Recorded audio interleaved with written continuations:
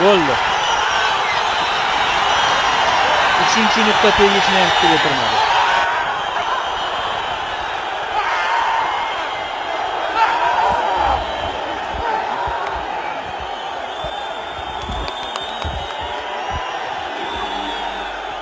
Vakilimiz yengildi.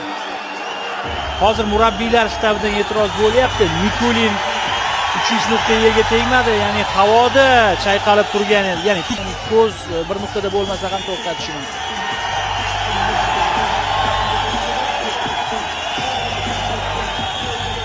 Qaror o'zgartirilmaydi.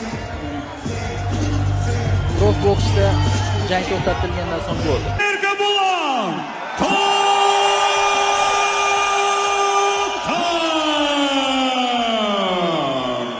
Erkebo'lan To'xtar g'alabalari sonini 2taga yetkazdi. Ikkinchi jang, ikkinchi